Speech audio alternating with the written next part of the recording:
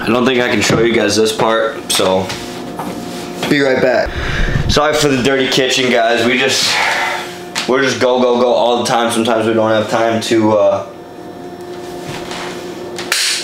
I don't know, it's not even that it's that dirty, it's just like there's a bunch of shit all over the place. Like we don't have a place for this, or like Julian's protein, like his supplements are here, my supplements are there. I don't know, it's all crazy. So I'm gonna take some chicken here, start cutting it up, getting it in the freaking air fryer. Oh, in the meantime, guys, okay, so here's what the deal, right? I hired a bodybuilding coach 2 weeks ago now, so I'm on week 2 of the program. It's pretty cool. If you guys have been training for some time and you know you got your beginner gains down and everything, and you're probably not getting, you know, you gotta be humble and just admit to yourself that you're not gonna get any bigger by yourself, or at least without going outside of your own head and like searching for more information, right?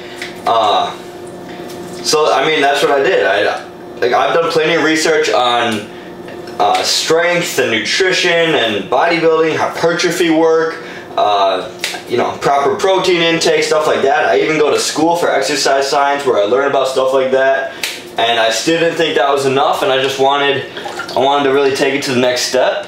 So I hired Jeremy DeSantis. You know, you look him up on Instagram. That's what his Instagram handle is. It's just Jeremy DeSantis. He's been pretty great so far. He trained Joe Delvaux. Shout out to Joe. If you guys watch Lex Little, Joe is Lex's friend. So yeah, he trained him, and I figured he'd be, you know, guy I could get in contact with, because he lives in, you know, he's not too far away from me, and he's not. I figured he might give me the time of day, right? Which he did. So I hired him. He's giving me all my nutrition now. He's giving me my hypertrophy program, talking to me every once in a while, helping me critique my form to make it even better. Because no matter how good your form is, guys, if you're coming from a hypertrophy standpoint, there's probably a few things you could be doing that's just going to accelerate the hypertrophy side of things. Like, your form might just be great, like if you're coming at the exercise from an overall form standpoint, but that doesn't mean that your form is great from a hypertrophy standpoint. And like, maybe you don't know where to squeeze, when to squeeze, and it's for some new people out there, maybe you don't even know what exact muscle or range of, like, where you're pulling. Like, say on a lat pull down, right? A lot of people are gonna pull, and you'll see this today because we're doing a back workout. A lot of people pull down and they'll almost pull back. But if you're trying to hit the lat and not like that teres minor, teres major, and like almost rear delt, then you're gonna want to pull down and in front. So next time you guys try that, you'll see it today when we get to the gym. But next time you guys go to the gym, try to take your lat pull down. Try to pull your elbows down in front of you. It might feel a little different, but you should get just a disgusting lat pump out of it.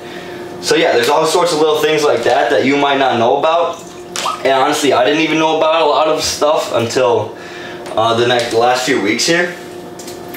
So you can never learn enough, guys. You can always keep learning, and never set like a limit on yourself. There's always more to do, always more to learn, and always humble yourself. Never let you think that you just know it all and you're good to go. You're never good to go, guys. Even pros are never good to go. So I don't know. I would look into hiring a coach pretty much as the sum of the story here. So I am 200 pounds and I eat right off my calories right now. I'm not eating right now. I don't know, but I eat 3,050 calories, 3,050 calories a day, and I do 256 grams of protein, 300 grams of carbs, and right around grams of fat, like 94 grams of fat, or 95 grams of fat. So around there. So if you guys want to need an idea where to start, if you're relative to the nutrition channel. I do pretty so we have an air fryer here, and I just put olive oil in there to make it tasty. I'm going to grab, let's see, we got some gunpowder and some roasted chicken breast season. That's what we're going with today. Throw that in there. Put it there. Some olive powder in there. 20 minutes. 350. Get ready for a good video. It's gonna be a crazy back day. I'm hyped. This is my pre today because I'm feeling good. So define it is. It's hot as fuck outside, but we're gonna roll with it. So Appreciate you guys being here. Before we get further into the video, and if you have to go do something else, you know, do the dishes or whatever, like, comment, subscribe right now, please. We really appreciate it. It's gonna be a good one. I'm gonna try to do a voiceover on this one. If I don't do it on this one, I'm gonna do it on the one I upload maybe next week, this week, today, or something like that. So yeah, I'm doing a voiceover just so I can explain the training a little better, and then it's not like the music over the, just like a montage of training with music and then talk breaks in between. So I'm gonna voice over, that way I can explain training a little better. So yeah, that's what you guys get to see today. Let's get into it. Have a good one. Enjoy the video. Alright guys, I'm back at it with another voiceover on this workout.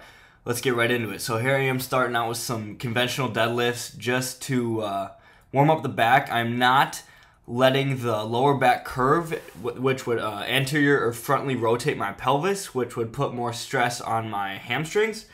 More at a curved back to try to, you know, get the back more warmed up, get some blood in there.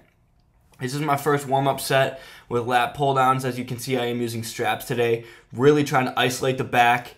And you can see me pause just for a brief moment and try to control the eccentric or the negative portion of this lift with a little squeeze, just getting blood going into the lats with that straight bar. I do switch up the attachment on this one, as you can see right here, switch it up to a neutral grip. And you can see that I'm going up about 25% and then 50% and then 75% and then I go into a full rep. So I kind of break it up.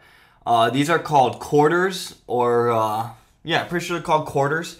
So you go down to the full range of motion all the way to the bottom, and then you let it go up 25% of the range of motion, and then 50, and then 75, and then a full rep. And then that would be 1.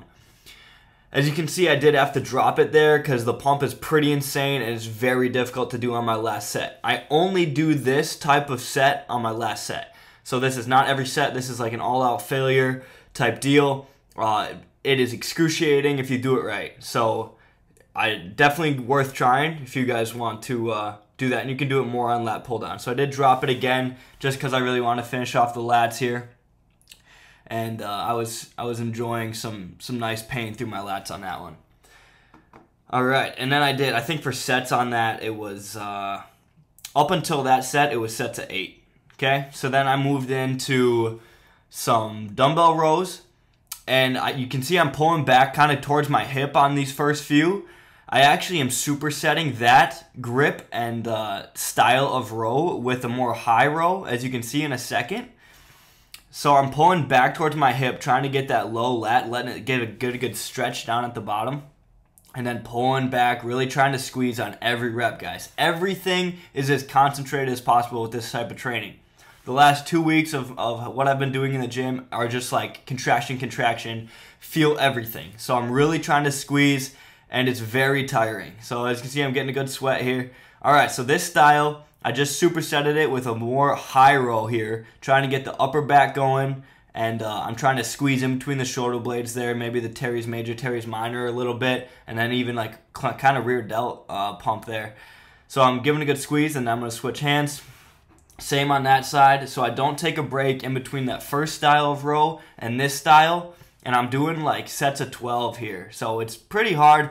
I didn't finish on like my second or third set. I don't really remember, but it was something like that. I couldn't complete it.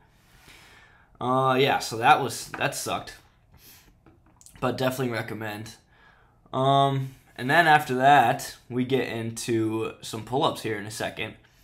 I am garbage at pull-ups, just so you guys know, but I did record it. With the pull-ups, I wanted to do, I think it was 3 sets till failure, which was very difficult for me, being that I just hit failure on lat pull-downs. So here we are going for my first set, or this might be my second set. I don't think I have every set in here. But I'm doing full pull-ups as best I can, really trying to continuously squeeze those lats, not losing all the tension at the bottom, as you can see there. I'm kind of trying to keep some tension on that lat, not letting all the weight hang on that shoulder joint.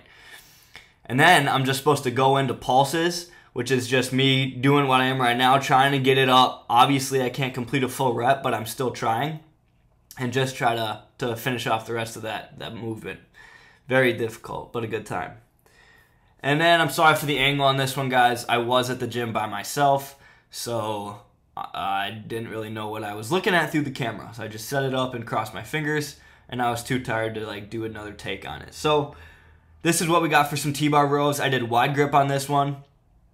I'm not sure if I was supposed to take it to the floor or leave it there. I'll have to clarify with my coach. But this is a failed slow-mo attempt, again, because I was by myself. I'm sorry about that. After those, we moved into some dumbbell pullovers. These are totally slept-on exercise. People do not do these enough. I don't do them enough, but I will now. Every back day, I'll do some dumbbell pullovers. You have to be careful to pick a weight on this one that you can really do and stretch that lat and isolate the lat, because a lot of the times if you pick too heavy of a weight, you're just going to end up tricep pressing it, okay? And your triceps just get burnt out. You got to be careful that you're trying to really contract and stretch that lat instead of working those triceps. After that, looks like we move into some reverse cable flies here. So I have a neutral grip, no attachment on there. So pinkies are kind of going parallel to the back wall or parallel to my back here. So I'm pulling through, squeezing. It can be a little hard to differentiate the squeeze of the rear delt versus the squeeze of the back on this one. But you can kind of squeeze a little lower, and depending on how high you let your hands go up on these ones, you can kind of pick and choose if it's going to be more like trap or rear delt emphasis or lower back. And I'm really trying to sweep down low, as you can see. I'm not bringing it up too high. Versus on my shoulder day, I do fly a little higher on those ones. Pretty gassed at the moment with this workout here. And then that was pretty much all the back stuff. Here we are going into some Smith curls. Some people call these drag curls. Some people call them Hammersmith curls. I didn't know that until that's what my coach put in the program. So these are, I guess, Hammersmith curls. Keeping that arm nice and straight the whole time, not letting that wrist bend, really coming up into a full squeeze on that bicep, trying to pump as much blood as I can. I don't have an enormous amount of weight, just a 25 on each side, because I'm doing sets of 15 with these, so it is pretty difficult once you get up there.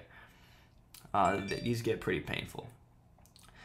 And then I got a little clip here. I felt decent, so I took a little, video. Don't mind my cut marks on my leg there, but I had a nice little pump, so I had to capture it. All right.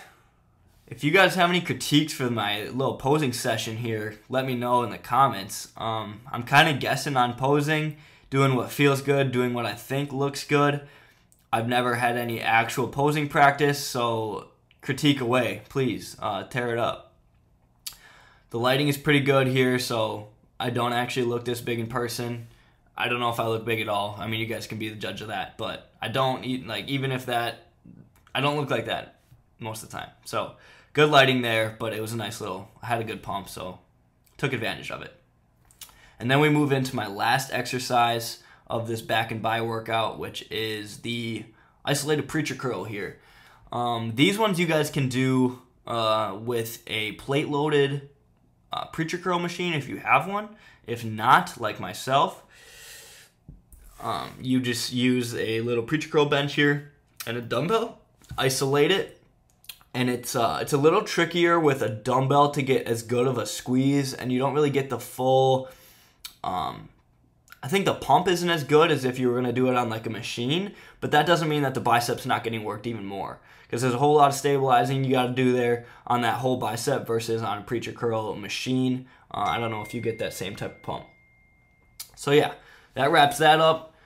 And then this is just my final little go here on a posing session. Again, guys, tear it up in the comments what you see that I'm doing wrong, any imbalances. I know I have a little bit of drop on my left side. If you'll be able to tell in this one, my left delt is a little imbalanced, not as developed. Yes, I know I don't have a hamstring for that pose, but I'm working on it. Spread the lats here.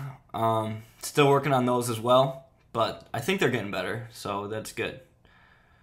I'd like to continue to do a little posing here and there, just so by the time I'm ready to compete, it looks a little bit more flowy and natural when I can, maybe somebody will comment on how good I am at posing, but that's a long ways away. All right, what do we got next? Got a little side try coming up here. We'll see how I do it.